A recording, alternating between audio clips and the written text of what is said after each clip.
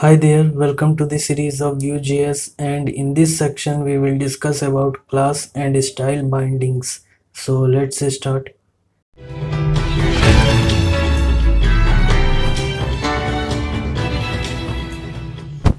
Okay, so before we start, let me review this file for you. So here I have defined some classes with some styling, and so we will use these classes to attach with some elements. Okay, now let's see the binding. So let's define a button here, and let's say my button. And generally we use vbind in order to bind an attribute by the property or maybe by the expression. So something like this. Let's say vbind and then class my class. Okay, so here this my class is property, and we can also use as expressions like if my class is true, then we want to bind, let's say active, or else we want to bind, let's say deactive. Till this we have seen how we can use this vbind, but with the case of class and style, along with the expressions and property, you can also use array and object syntax. So let me first show you how we can bind a class by using property or expressions. So let's define this my class property in our app.js file. So let's say my class is set to true. Okay, so basically if my class is true, then it will simply return active, or else it will return deactive, and the classes are defined here, active and deactive. So now let's see what we get in the browser. Okay, so we got my button, and let's try to inspect it here. As you can see, we are getting class as active. Now let's also define a simple method so that whenever we click, it will toggle between active and deactive classes. So let's say my class equals to not my class. So basically we are assigning my class property to opposite of whatever the value of this my class is. Okay, so let's see now. So initially we got active, since my class is set to true. Now when we click it, as you can see, it's set to deactive, and also the style of the button is changed. So that's how we can use expressions to bind a class. Now let's see how we can simply provide a property name. So let's say here, so let's remove this first, and let's say we have a property called button class, and let's define a button class property here which says general, and also the styling for the general class is defined here. So now let's see in the browser.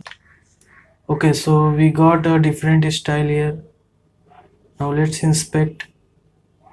Okay, so we got general. So that's how we can bind a class with property and expressions. But now, as I said, Vue provides an extra enhancement with class and styles. So we can use array and object syntax as well. So let's see how we can use object syntax first. So this is our object here. So let's say active and then is active.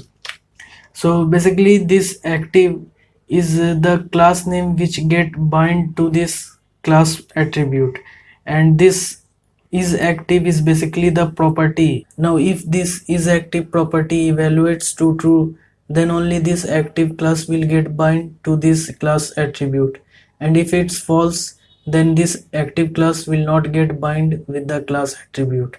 So let's first define this property in data object. So let's say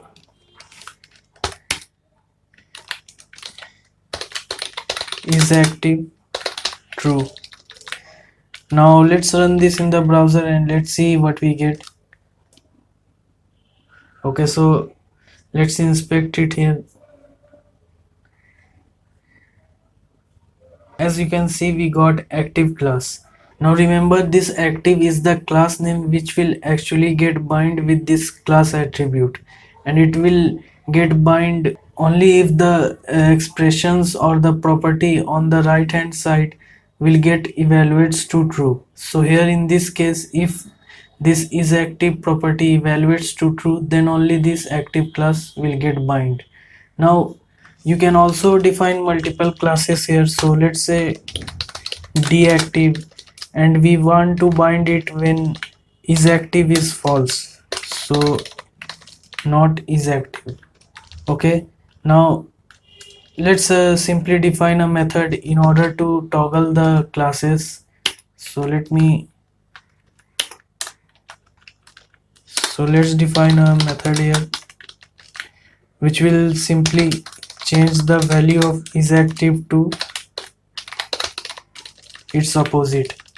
Okay, so if it's true it will change to false, if it's false then it will change to true.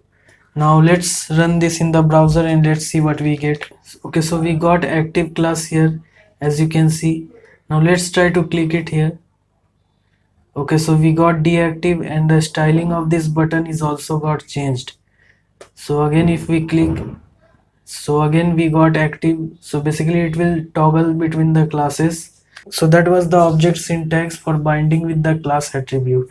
Okay, now as you can see we are writing the object here, and right now it's okay to write because we don't have too much classes here, but soon it will grow huge if we have more classes. So we can instead use computed properties to keep it clean and simple. So let's use the computed property, and let's use the object syntax in order to bind the classes.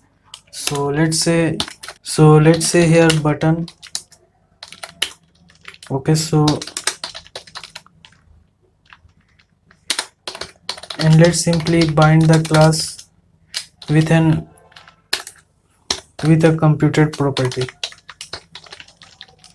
Okay, so this my class object is basically a computed property which we will define in a moment. Now let's first copy this object here,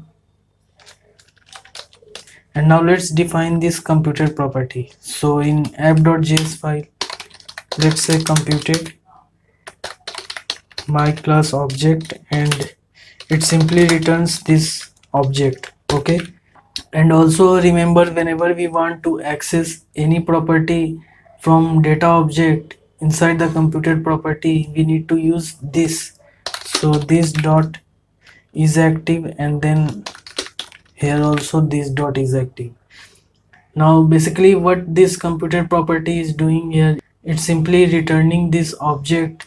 And so here, so ultimately we got this same object here, but this time it is way more cleaner than this approach. So let's try to run this in the browser, and before that let's also copy this event here so that we can toggle between the classes. Okay, now let's try to run this in the browser and let's see what we get. Okay, so as you can see we got active by default, since is active property is set to true. Now let's click on this button. As you can see we got deactive now. So here we can also use computed property in order to bind a class using the object syntax.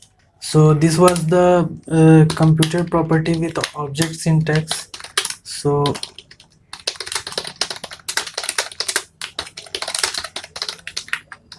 now let's see the array syntax here. So array syntax.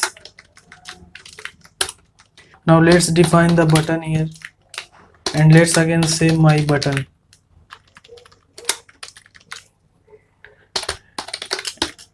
And let's provide an array with a active property. So here this active is basically the property which contains either some expressions or simply a string. So let's define this property. So let's say active is active. Okay, so let's try to run this in the browser and let's see what we get. Okay, so as you can see we got active class here. Now let's try to do some modification here. So just like in the object, as we have added multiple classes here, as you can see deactive and active, we can do the same thing with array syntax as well. So let's also define deactive, and since this deactive is also a property, so we need to define this property as well. So let's define this property here. So let's set it to empty string. So let's check in the browser and let's see what we get. Okay, so we got simply active. We didn't got deactive because it's assigned with empty string. Now let's do some more modification in order to toggle between the classes. So we can do one thing. We can simply use expressions in order to dynamically bind with the classes. So let's remove this and let's say active is equals to active. Then we want to bind with active class, or else we want to bind it with deactive class. Now let's copy this method in order to toggle between the classes. This time let's toggle the active class. So let's say if active is equals to active, then simply set the active to empty string, or else set it to active. So basically whenever we click the button, it will check if the active property is set to active or not. If it's set to active, then it will change the value of active property to empty string, or else it will simply change the active property value to active. Now let's try to run this in the browser. So let's inspect here. As you can see, we initially got active class. Now let's click it here. So it's changed to deactive since the value of active property is now empty string, and again it will switch to active class.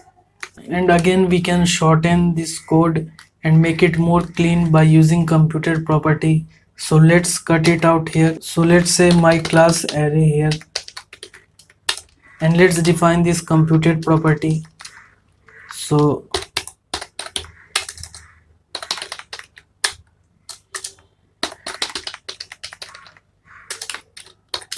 and let's simply return that value here. Okay, so now let's see what we get in the browser. So as you can see, we got the same thing, but this time our code is more shortened and clean. Okay, so that was the array and object binding for the classes.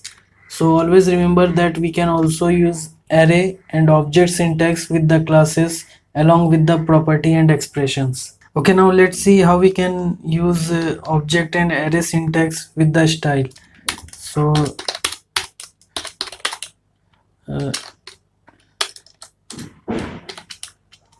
let's say object syntax for the style, and let's simply define a div here. So again, to bind the style attribute, we use vbind, and we can again pass object with some properties and values. So let's say color. So let's say color, and let's say my color. Okay, now this color is basically the css property, and this my color is the vue.js property. So whatever the value of my color is, whether it's red, green, blue, it will get bind with the color property here. Okay, so now let's define this my color property in our data object. So let's say my color is red. Okay, and let's here say I am the div. Now let's try to run this in the browser. So as you can see, we got the color as red, and it successfully got bind with the style attribute. Now one thing that you should keep in mind, that whenever there is a property with more than one word, for example, let's say font size or font family, so for the properties like this, you should always use camel case. so like this. Okay, in order to bind them with the value. So here we are binding the font size, and let's say my font plus px. So basically here this font size is the css property, and it will get bind with this value of the my font property. So basically we are showing the font in pixels, whatever the value of this my font property will have. So let's define this my font property. So let's say my font, let's set it to 12. Now let's see in the browser what we get. So as you can see, we got font size 12 pixel, and also the color is red. Let's try to dynamically change this font size whenever we click the div container. So for that I am gonna attach a method here. So on click, so let's say my font plus equals to 1. So basically whenever we click this div container, it will increase the font size to 1, and so this font size will get updated. So let's see in the browser. So let me just, okay, as you can see we have 12 pixel right now. Now whenever I click, notice this font size will increase by 1. As you can see, it's getting bigger and bigger. So that's how we can change the font size. Now again we can use the computed property to make the code more cleaner. So let's define a computed property. So let's say my class computed, and let's define a computed property here.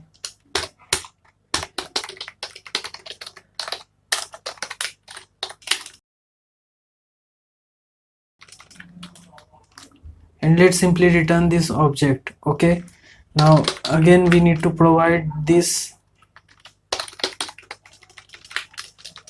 Now let's refresh this in the browser and let's see what we get. So as you can see, we got the same result, but our code looks more cleaner. So that was the style attribute with the object syntax. Now let's see with the array syntax here. So let's say